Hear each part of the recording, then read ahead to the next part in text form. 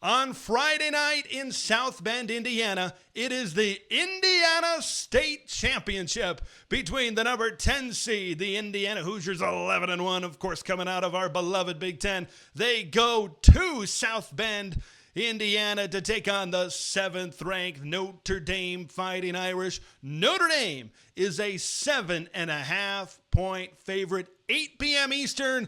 This one goes down on ABC. It is worth noting there is television history in this matchup between the Hoosiers and the Irish. This is the first time since 1990 a network not named NBC or Peacock, so a non-NBC-owned network, will be televising a game from Notre Dame Stadium. I hope the folks at Disney, ABC, and ESPN called up the folks at NBC and say, hey, where are those fiber lines? Where are those video lines? Where are those audio lines? We haven't been here in 30 years, maybe more than that. I know CBS certainly did some Notre Dame games in the past. All right, let's dive into the specific matchup, why don't we? And this is a game I think that could go in multiple directions.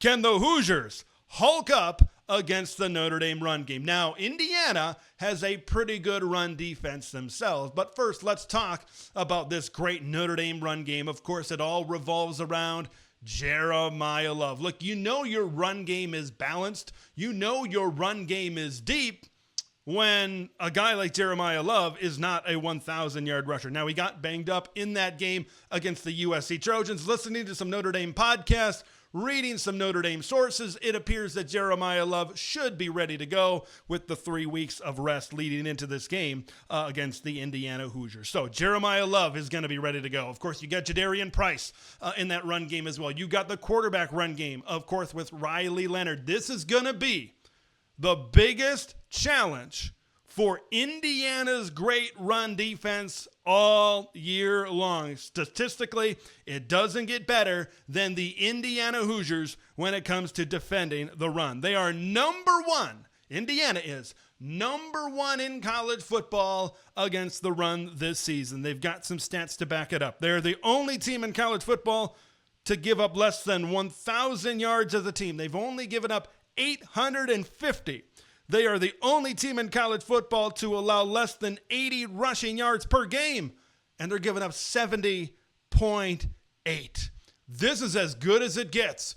Who's going to be able to win the line of scrimmage when the Notre Dame Fighting Irish have the football, I think goes a long way in determining who gets out of South Bend and advances to the Sugar Bowl to take on the Georgia Bulldogs. This is a great-on-great matchup. I had good-on-good written here, but I'm correcting myself in the moment. I'm saying great-on-great. This is going to be a really fun matchup, certainly. So we know what Indiana needs to do. They need to bring in extra resources. They need to bring extra guys into the box to be able to slow down this run game, to be able to stop this run game. They need to be able to do that because if Notre Dame is just able to get really good yardage on first down, get really good yardage on second down, set up some of those second and shorts, set up some of those third and shorts, it makes their passing game with Riley Leonard that much more efficient and that much easier to be able to get some plays down the field, and it keeps Indiana on the football field.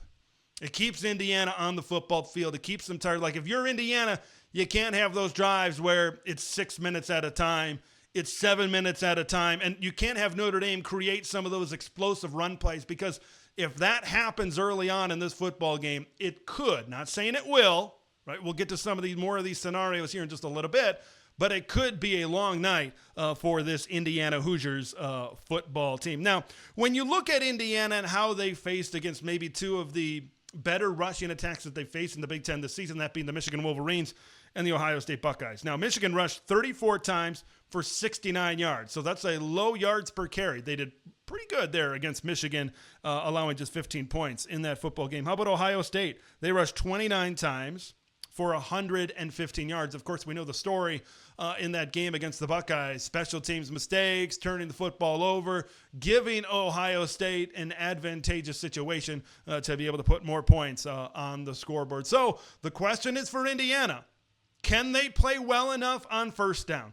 Can they play well enough on second down to get Riley Leonard? Now, Riley Leonard has shown throughout his career that he can make some plays with his arm.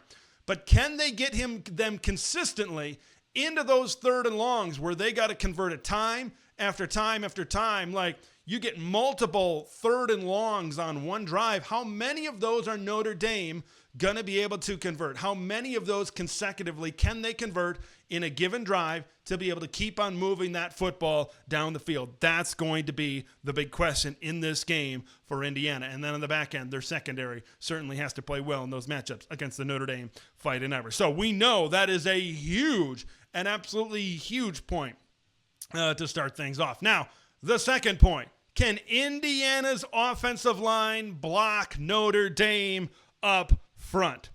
Look at the games where Indiana, everybody talks about Indiana's margin of victory. Kurt Signetti talks about Indiana's margin of victory. But the games, obviously the one game they lost to Ohio State and the one game that was close, that Michigan game, 20-15. Okay, what was the common thread? The common thread was Indiana was not able to block well. Now, one reason why maybe they didn't block well is because those are two of the best defensive lines in all of college football. Of course, we know Mason Graham and Kenneth Grant up front for Michigan. Ask Ohio State about that. And then, of course, we know the Buckeyes with Tyler Williams, Ty Hamilton, and then those great guys coming off the edge with JTT and Jack Sawyer certainly in there. Like in those two games, Ohio State, 5 sacks. Jim Knowles just kept the pressure coming. He kept the pressure coming, and he kept the pressure coming in that football game. Once he knew that the pressure was working, that was getting Kurtis Rourke and Indiana out of rhythm, it was pretty much over at that time for the Indiana Hoosiers. Michigan had 4 sacks in their matchup. 9 of the 25 sacks allowed for Indiana came in those two games against the Wolverines and the Buckeyes. Now, you look at the Notre Dame up front, you got to have an eye on Riley Mills. He leads the Irish with 6.5 sacks this season. And then a healthy Howard Cross, 4 sacks and 6 tackles for loss.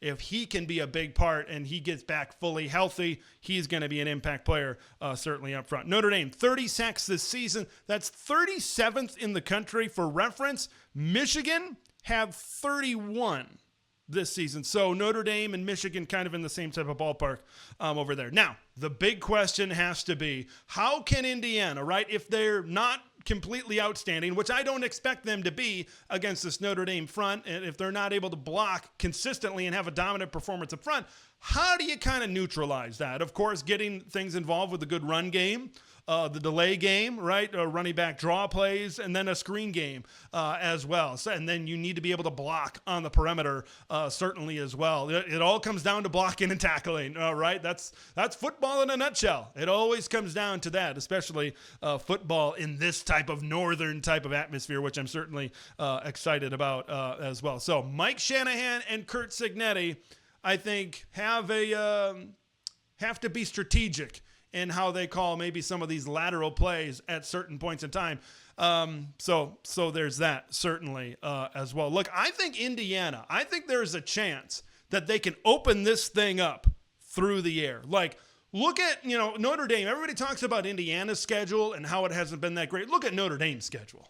Right? It has not been all that strong, certainly as well. Look at the 2 games. Look at the 2 teams that were decent throwing the football. Louisville, Tyler Shuck threw over 250 yards and 3 touchdowns. That was a 1-score game against Notre Dame. And then you look at that season-ending game where Jaden Maiava threw for over 300 yards, and they were moving the ball against this Notre Dame defense. Now, I know they got an All-American back there in Xavier Watts at safety, but if Indiana can protect, if they get a good amount of protection, and Kurtis Rourke, if he has time, if Indiana can do their thing, if they can get in a rhythm, this is an offense that I think can have success down the field. And I think that's where Indiana wants to live, which gets me to styles making fights. I think these 2 football teams in this state want to do 2 different things.